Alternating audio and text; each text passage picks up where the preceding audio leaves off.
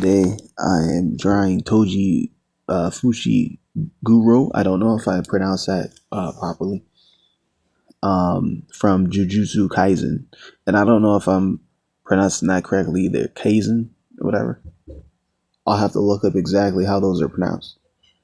Um, so Toji is a great character to study because his design relies heavily on anatomy rather than flashy effects. Um, what's kind of funny is his whole concept is kind of somehow aligns with that, but in an alternate way. So, for example, he's the type of character in this show. And here's the thing: I haven't watched the parts where he was in it. I watched early episodes, or even I think the first season of Jujutsu Kaisen. So I forget if he even appeared within that. I didn't spend a lot of time watching this series, but I watched some of it when it first came out.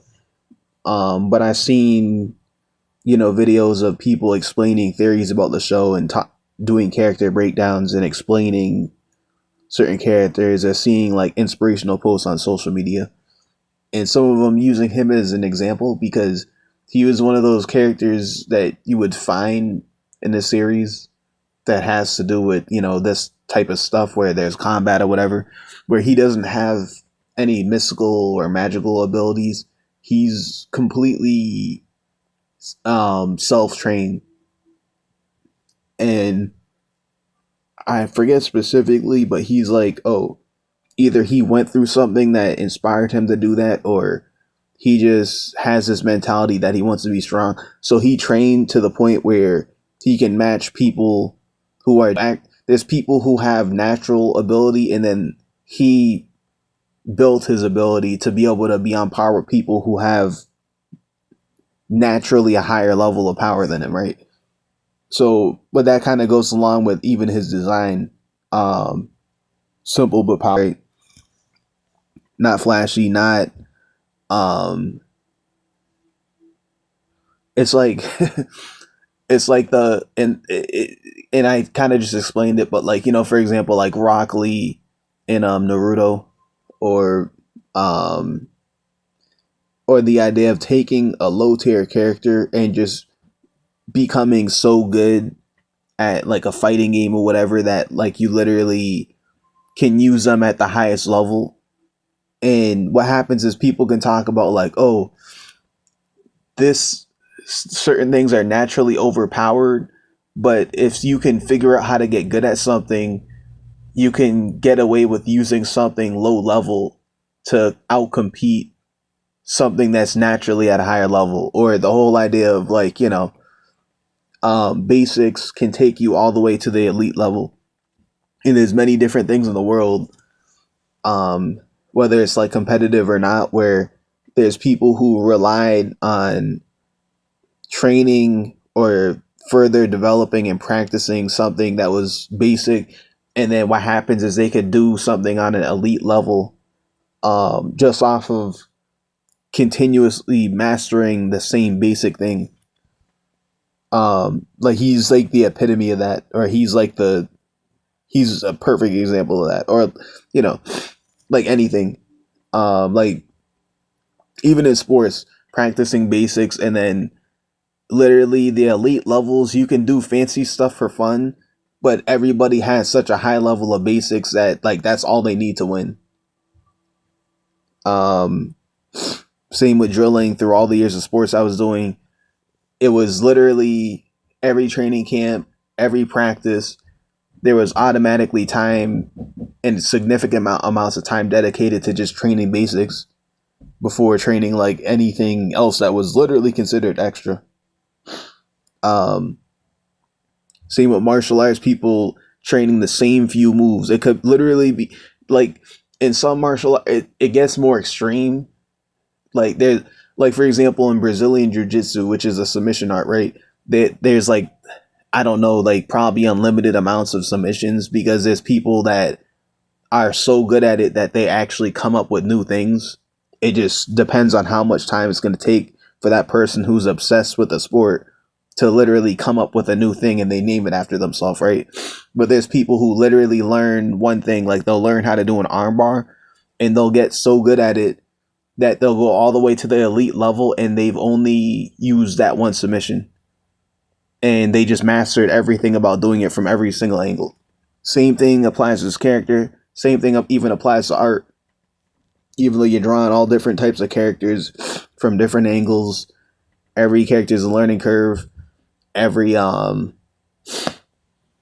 pose could be a learning curve, especially if you're newer to it. The more advanced you are, the better you are at so many basics that you literally just have to keep doing over and over again, that now you could stumble upon a new character and you're doing that new character pretty much just like the same level as official art, but because your basics are so good, right?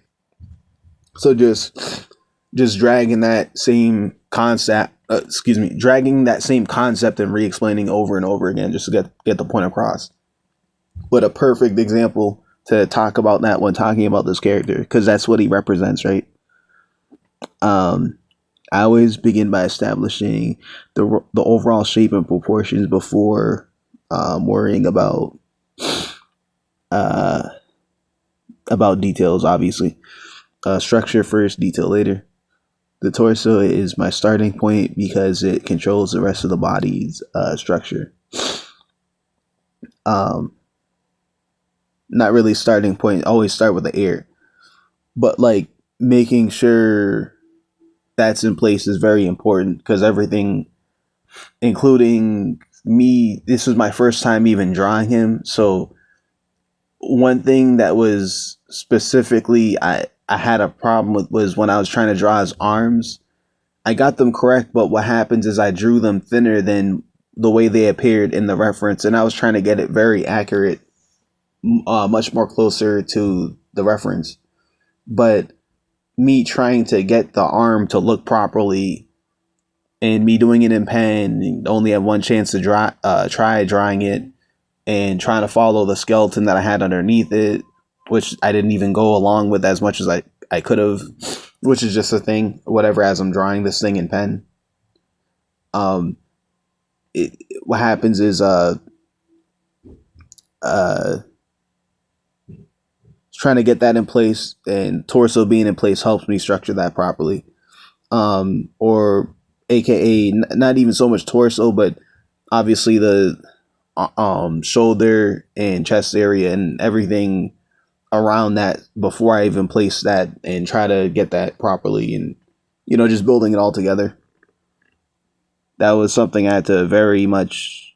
You could even see the lower part of the forearm was darker because I had done extra lines as I was trying to like get that line correct.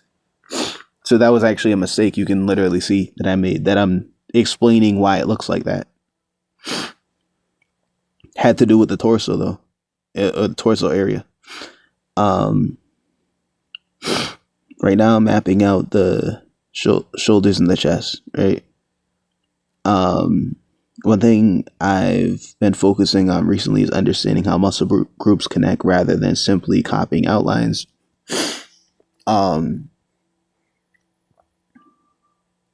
So what happens is, and this is something I've repeated multiple times, the way I do that is obviously not even just saying the word structure first, details later, but drawing the skeleton first. So I was for a while doing that really only in my training drills. So after I draw this, then I do training drills where I'm going to draw it over again. And I start with the skeleton, then build everything out on top of the skeleton and try to get it correct to the point of it matching my first drawing of it, but starting with the skeleton first and then doing it over to the point of how identical can I get this with starting with the skeleton first, right? And the skeleton helps pull everything together because you're trying to get you're trying to draw it over the skeleton. So that's helping you root all the body parts together or keep them connected. And even if you don't see that immediately, over time, it's going to appear more like that. It's going to appear that your ability to draw something with proper anatomy is going to increase. because you're getting repetitions in with trying to follow drawing something over a skeleton which is already connected together. The skeleton is a base thing. And I should say, to be exact, skeleton with the muscle over it, and then the skin and, excuse me, skin and then clothing.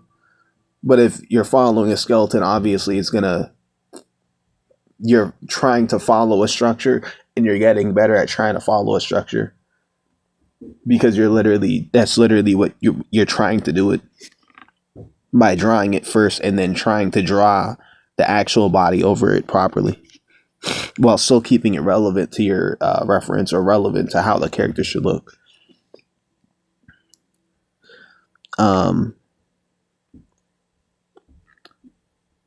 Okay, right now I'm mapping out the shoulders and chest. Okay, as I move into the arms, I'm paying close attention to the volume and form.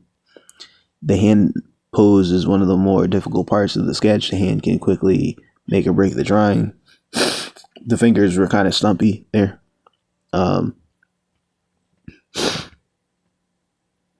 maybe not, but I could have gotten that. I could have gotten it to look better or more closer to my reference point.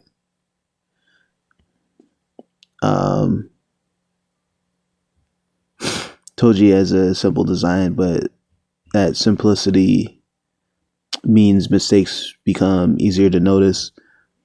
Let me. Yeah, now moving into the facial. Moving into the head and facial features. Toji has a simple design, but that simplicity means mistakes become easier to notice. At this stage, I'm refining proportions and adjusting areas that feel off. Drawing anime characters has helped me improve construction because each character emphasizes different skills. Toji is especially okay. Toji is especially useful for practicing anatomy. Now I'm strengthening the major forms and cleaning up unnecessary lines. Okay.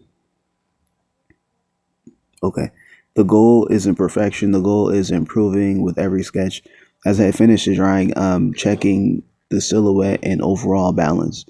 Looking at the finished piece, I'm happiest with the anatomy and facial structure. Main thing, I could have done a better job on the eye that's on his right side. The main area I want to improve next is hand construction and perspective. And you can do that by obviously just doing hand drills. Thanks for watching, and let me know which character I should draw next.